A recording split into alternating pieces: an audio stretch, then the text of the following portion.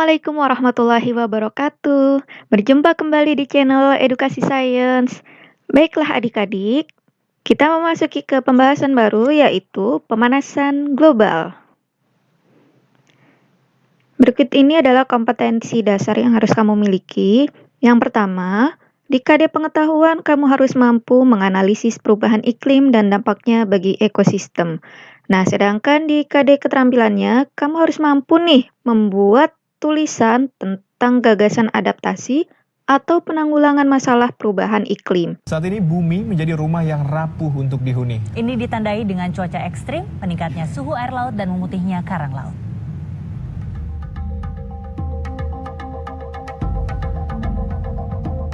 Rumah jutaan makhluk ini kian tak nyaman. Tahun demi tahun, bumi mulai rapuh.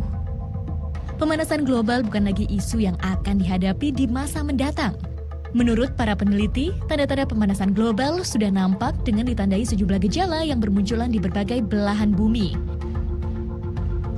Menurut pengamatan Badan Luar Angkasa Amerika Serikat, NASA, dari luar angkasa permukaan es di bumi berkurang drastis. Padahal area ini berfungsi sebagai pendingin udara di seluruh permukaan bumi. Permukaan es di bumi bekerja memantulkan kembali sinar matahari ke luar angkasa, sehingga suhu bumi tetap stabil. Namun, seiring berjalannya waktu, penelitian dari Lembaga Swadaya Masyarakat Greenpeace menunjukkan permukaan es terus berkurang, bahkan mungkin saja menghilang di tahun 2030. Hal ini disebabkan penggunaan bahan bakar mineral terus meningkat. Inilah penyumbang terbesar karbon dioksida, sumber meroketnya suhu udara di bumi. Hal ini berdampak pada cuaca ekstrem. Di tahun 2014 saja, layar kaca di seluruh dunia diramaikan pemberitaan tentang cuaca ekstrem yang terjadi di berbagai belahan dunia. Salah satunya terjadi 3 bulan lalu. Gelombang panas menghentikan pertandingan tenis Australia Open di bulan Januari. Panas di atas ambang normal menyebabkan para atlet mudah kelelahan, dehidrasi, hingga nyaris pingsan. Suhu udara pada saat itu mencapai 38 derajat Celcius. Namun di lapangan, suhu udara bisa mencapai hingga 65 derajat Celcius karena panas dipantulkan kembali oleh permukaan lapangan. Di bulan Januari pula, Amerika Serikat bagian timur mengalami musim dingin paling ekstrem dalam puluhan tahun. Fenomena ini membukukan aktivitas kota New York. Menurut Badan Administrasi Nasional Kelautan dan Atmosfer atau NOAA, di Amerika Serikat, meningkatnya suhu air laut menyebabkan badai sulit terbentuk secara alami. Hal ini akhirnya justru memunculkan badai yang lebih besar. Cuaca dingin ekstrem juga sempat membukukan air terjun Niagara yang terletak di perbatasan Amerika Serikat dan Kanada. Suhu di sekitar air terjun mencapai hingga minus 16 derajat Celcius. Meningkatnya ketinggian air laut juga menyebabkan sejumlah masalah di benua Eropa. Ombak tinggi menghantam sejumlah wilayah di Eropa termasuk area wisata. Selain cuaca ekstrem, peningkatan emisi karbon dioksida di atmosfer juga meningkatkan suhu air laut. Menurut penelitian Universitas British Columbia, Kanada, hal ini berdampak pada kesehatan karang laut. Karang laut yang memutih menandakan karang laut sakit dan rapuh, sehingga akan cepat mati. Padahal karang laut memiliki peranan penting dalam perkembangan jumlah ikan. Apabila semua karang mati, maka hal ini bisa berdampak pada hasil laut dan sektor pariwisata, terutama bagi negara-negara maritim seperti Indonesia. Bumi adalah rumah bagi jutaan makhluk hidup, turut pula membuat rumah ini tetap nyaman. Belum terlambat untuk memulainya. Selamat Hari Bumi! Baiklah adik-adik, sebelum kita membahas pemanasan global lebih lanjut, ada yang perlu adik-adik ketahui mengenai konsep greenhouse effect atau efek rumah kaca. Nah, efek rumah kaca merupakan akibat dari terperangkapnya radiasi sinar matahari oleh lapisan gas rumah kaca dan dipantulkan kembali ke bumi. Proses ini akan meningkatkan suhu di permukaan bumi. Gas-gas yang membentuk lapisan rumah kaca tersebut membiarkan cahaya matahari masuk ke bumi. Akan tetapi tidak dapat meneruskan kembali ke angkasa, bahkan memantulkannya kembali ke permukaan bumi. Akibatnya, kondisi bumi menjadi hangat dan makin tinggi suhunya. Hal tersebut terjadi seperti pada rumah yang dinding-dindingnya terbuat dari kaca seperti ini ya nak ya. Para ilmuwan telah mempelajari efek rumah kaca sejak tahun 1824.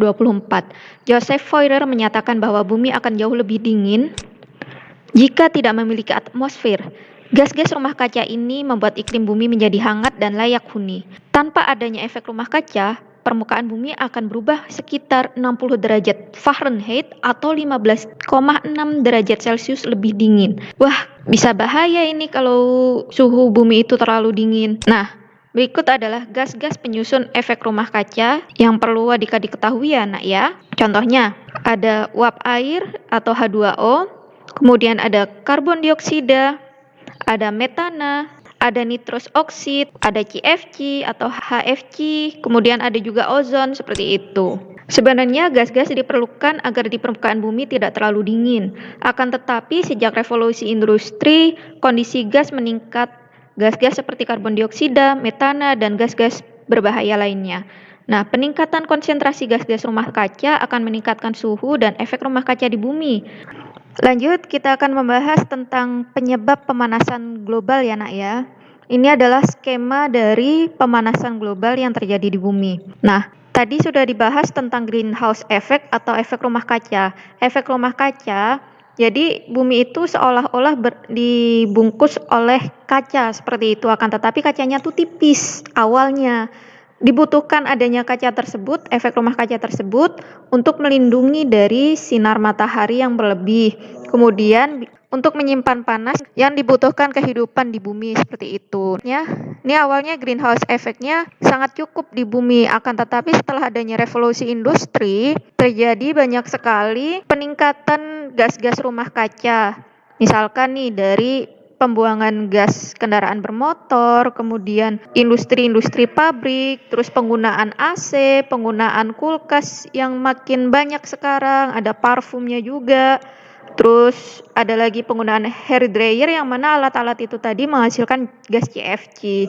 Kemudian di Indonesia terutama marak terjadinya penebangan hutan secara liar sehingga meningkatkan kadar CO2 di atmosfer. Selain itu, tumbuhan yang harusnya menyerap CO2 makin berkurang gitu.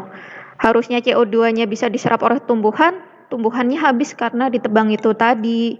Next, penyebab pemanasan global. Lantas, apa saja penyebab dari pemanasan global sih, Bu? Baiklah, berikut ini penyebab terjadinya pemanasan global yang perlu kamu ketahui ya, nak ya. Yang pertama, efek rumah kaca yang terjadi akibat radiasi sinar matahari yang tidak dapat diteruskan keluar angkasa karena terperangkap di lapisan-lapisan gas di atmosfer. Kemudian, meningkatnya gas rumah kaca itu tadi. Gas yang mempunyai sifat yang merangkap panas disebut gas rumah kaca.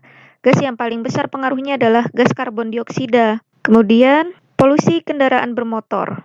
Polusi metana oleh pertanian, perkebunan, dan peternakan. Pembakaran sampah yang berlebihan, penggundulan hutan, pemborosan energi.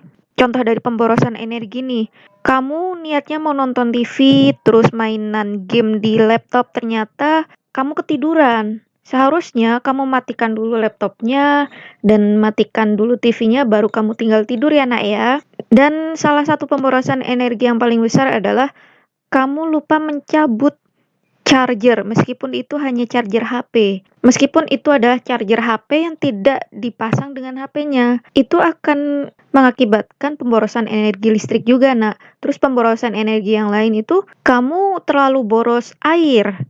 Nah, dari penyebab pemanasan global itu tadi, kalau begitu, saya gantian yang tanya ya. Bagaimana cara kita dapat menanggulangi pemanasan global? Oke, baik, Bu. Yang pertama adalah dengan mengurangi penggunaan bahan bakar fosil, Bu. Kemudian beralih menggunakan energi alternatif yang ramah lingkungan. Stop menebang hutan secara sembarangan, Bu. Dan melakukan penanaman pohon kembali atau reboisasi. Selanjutnya, tidak menggunakan alat yang menghasilkan gas CFC seperti AC, kulkas, hair dryer, dan parfum tertentu.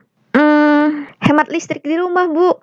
Kalau mau keluar rumah, itu harus matikan lampu jika tidak digunakan. Terus mencabut kabel charger, mematikan AC, mematikan lampu, mematikan kipas, mematikan alat elektronik yang tidak digunakan sebelum keluar rumah. Selanjutnya, memperbaiki kualitas kendaraan dengan uji emisi, Bu. Ada lagi, menerapkan sistem budidaya, peternakan, dan pertanian yang baik, melakukan reduce, reuse, dan recycle. Selain itu, mengurangi penggunaan kertas, Bu. Wah, ternyata sudah pada jago. Baiklah, terima kasih telah menyimak video pembelajaran ini. Saya tutup. Wabillahi taufik wal hidayah. Wassalamualaikum warahmatullahi wabarakatuh.